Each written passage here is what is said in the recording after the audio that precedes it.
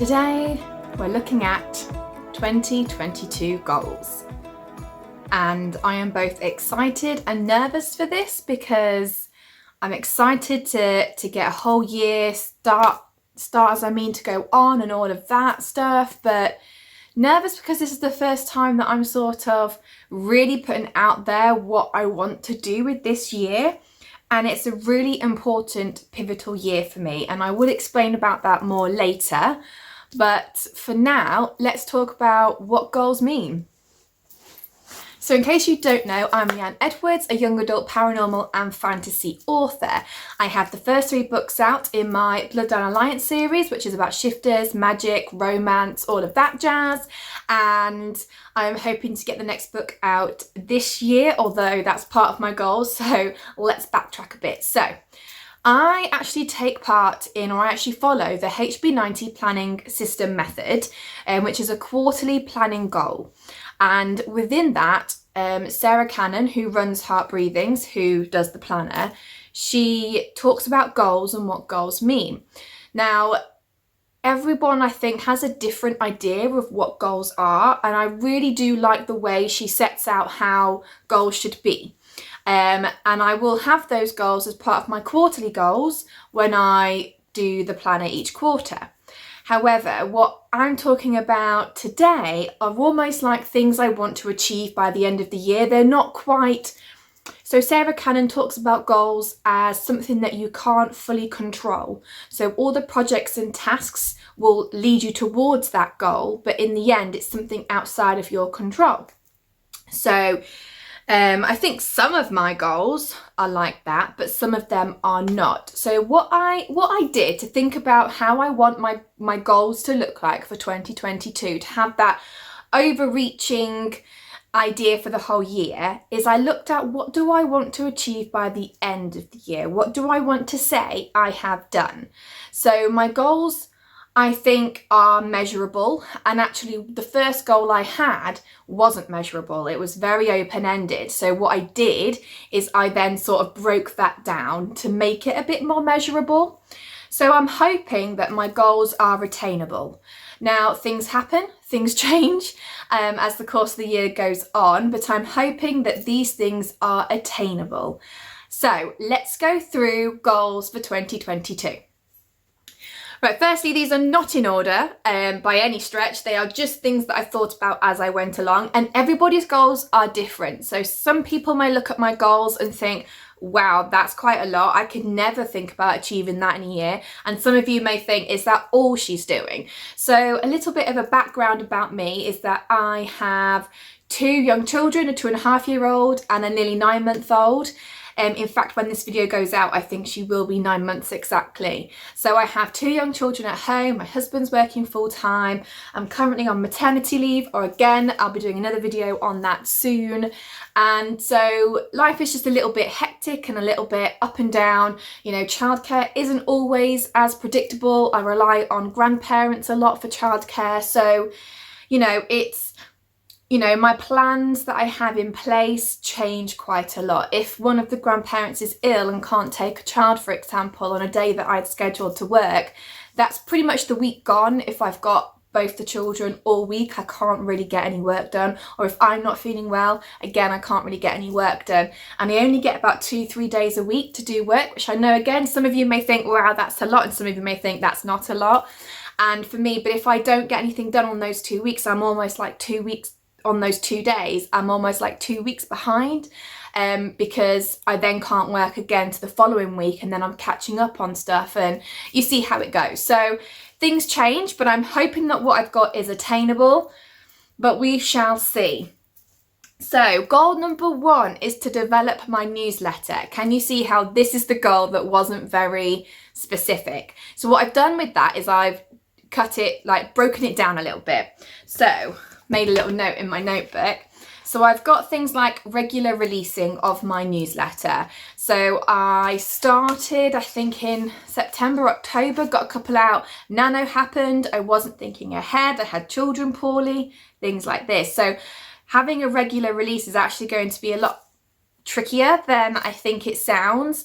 And what I want to do with that is get into a habit of getting a regular release out once a month, because I want to draw in the readers that want to read my books, and I think that's really key, is getting that regular release out. I know some people don't like it, I know some people love it. Once a month I think is absolutely perfectly acceptable. I definitely couldn't do more than that. I may have to scale back and do once every 2 months, which may be something I think about actually. So first question, comment down below how you prefer to receive newsletters. Do you like them when they're ad hoc? Do you like them when they're like once a month, fortnightly? Do you pay attention to newsletters that might be once every 2 months? Is that bi-monthly?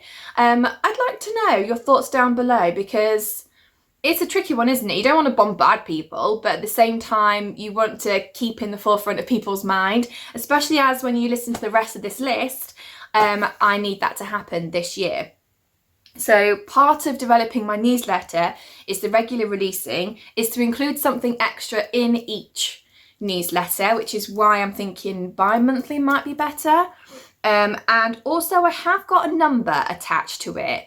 And again, this may seem really low for some people, this may seem really high for some people, but these are just my numbers for me personally. And I do want to share them, and then at the end of the year we can see, did I achieve them, did I not, and why not, and things like that. But I would like to get 100 subscribers. And again, I know some people thinking, wow, okay, big deal. But for me, that would be amazing. I'd love to have 100 subscribers to my newsletter by the end of the year.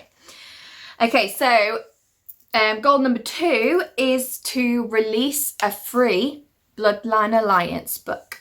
So what I'm hoping to do is have a freebie for my newsletter subscribers for a free short. I'm thinking around 30 to 40,000 words in the Bloodline Alliance series, but it's going to be, what's it called when it's like an offshoot, a spin-off. So you won't know any of the characters within the main series. This is almost like leading you into that. So it might be, I'm thinking, I haven't planned it yet, but I'm thinking it's going to be a setup between 2 characters, probably a magic user and a shifter, because that's the whole dynamic for the Bloodline Alliance series. And it's going to show how those races differ and don't get on before we even get to Kayla and Blake's story in the main series. So I'm thinking, I'm also thinking like an enemies to lovers vibe, because, well, I love an enemies to lovers vibe. So if you're into that sort of thing, pay attention, because I'm going to document writing and drafting and releasing that free book for my newsletter subscribers. And obviously there'll probably be like extra bits as well for the newsletter subscribers. But yeah, so I am working on a free book. And again, that's probably a whole nother conversation to have. Some people say it's really good to have a freebie. Other people say not.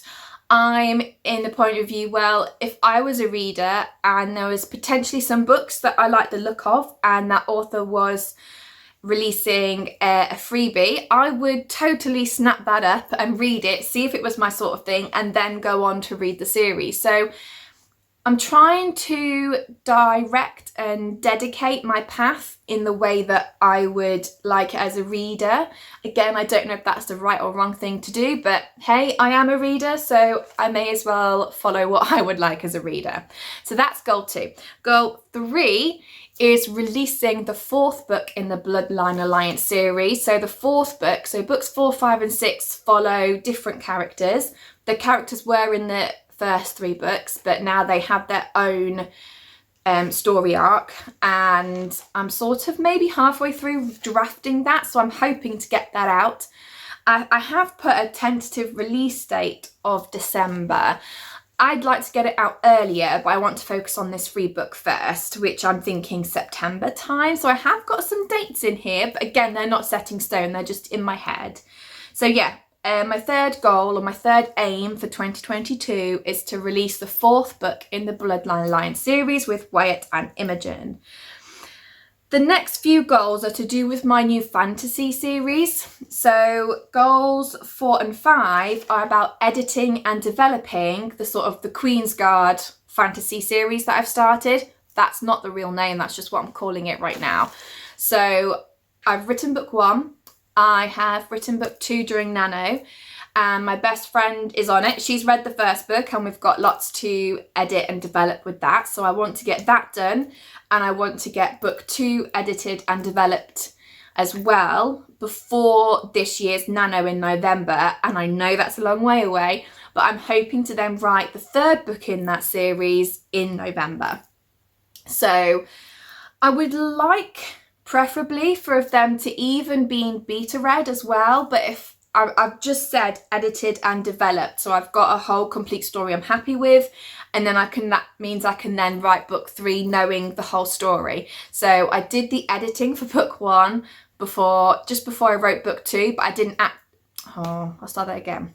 So I haven't quite done the editing for book 1 before I wrote book 2. So I was writing book 2 on the premise of just ideas that sort of me and my alpha reader had gone through rather than what I'd actually written. So I think what I'd like to do is get those books edited and at a point where I'm happy to move on to the 3rd book to write the 3rd book.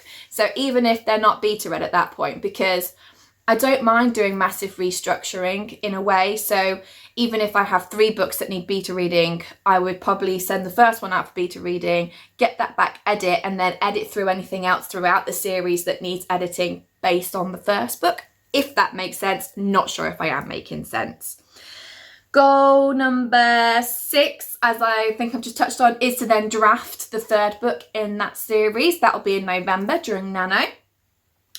And my 7th goal is to draft the 5th book in the Bloodline Alliance series. There's a lot of drafting going on. So as you can see so far, I've only got 2 book releases, one of which is a free one, and I'm hoping to draft 2 whole new books and finish a 3rd book and edit and develop 2 more books. That's a lot going on. I've got a whole year, but you can quickly see how this will take a lot of time. So the next 3, the last 3 I should say, because I have 10 goals, are about numbers again. So this is obviously my YouTube channel, and I wanted, when I first started sort of mid-August, I was like, oh, do you know what? I'd love 100 subscribers by the end of the year, and I'm at 200 now. So, or when I last looked, I was at 200, which is really exciting for me. So I've kind of plucked a big goal. So people talk about 1,000 subscribers on YouTube being like a key thing. So I have got a goal to hit 1,000 subscribers by the end of the year. Will that happen? I really don't know, but I'm so happy with how it's going and I'm really enjoying it. So I thought, why not? Why not have that big goal for the end of the year? So 1,000 subscribers, which leads me nicely into, if you like this video, please give it a thumbs up and a subscribe, because you'll be helping me with my goals. So thank you. And then the next one is 1,000 followers on Instagram. I know these are very number heavy, and I appreciate that's not what it should be at the end of the day, but I'm really trying to focus on like branching out and reaching more writers and reaching more readers this year, and that does require a bit of a numbers game. Obviously I want to increase my engagement and things like that, and actually for my quarterly goals I have got an engagement increase goal, if that makes sense. So I do want to increase that, and for that to be my focus as well when it comes to social media. But in terms of like my whole yearly goal, I have got to reach 1,000 followers on Instagram. I think I'm at something like 680.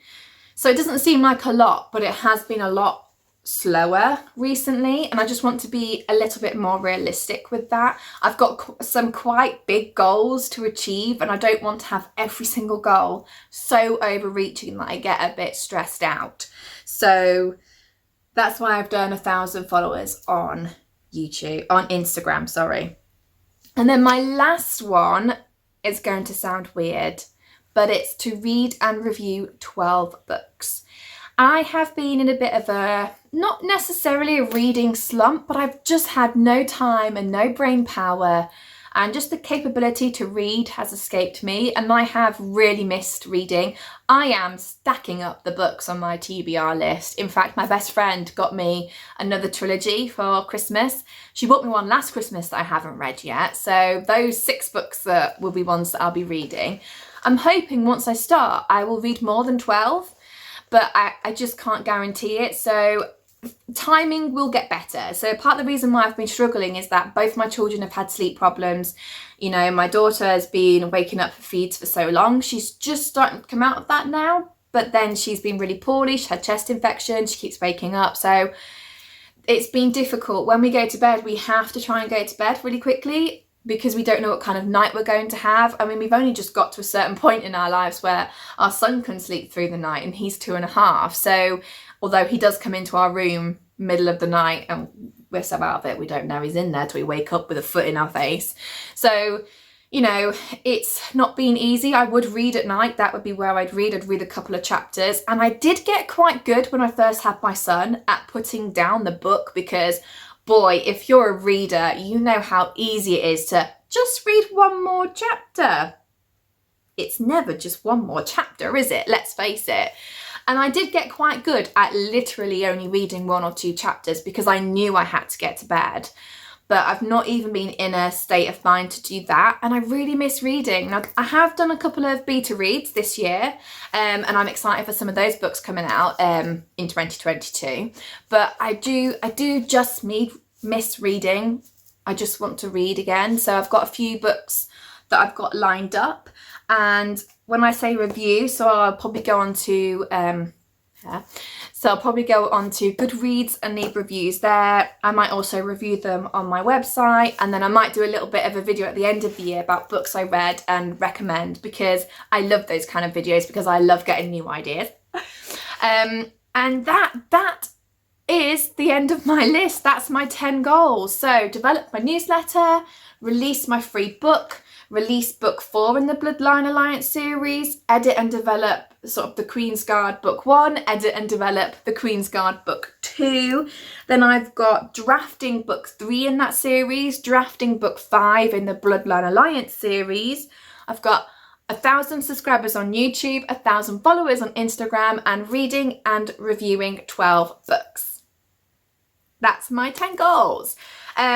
So what do you think? Do you think they're realistic or not? What do you think? Given what you know about my background, depending on how much you do know, how realistic do you think I have been with those goals? Because I think there's a fine line, isn't there, between being realistic and stretching yourself and pushing yourself to achieve more, obviously without putting ourselves into an early grave, but you know, you do want it to be a challenge and to work towards something. Otherwise, what's the point in having goals? If you know you can categorically achieve it, then it's not really a goal. At least I don't think it is. So yeah, what do you think? What's your goals for 2022? Do you even set goals for 2022? I'd love to know all your thoughts down below, and I will come on and respond to them because I like talking to people over on YouTube. And that is all for me, and I will see you next time. So I think when I'm releasing this video will be the first week in January. So I hope you all had a lovely New Year's celebration. I don't know what it's going to look like. I live in the UK, and our Prime Minister could change things if he wants to with all the COVID stuff. Who knows what's going to happen? We're planning a quiet one, just with a friend coming around. We've got the kids, but I hope whatever you're doing that you enjoy it, even if it's not quite how you planned, and I will see you again soon. Bye guys.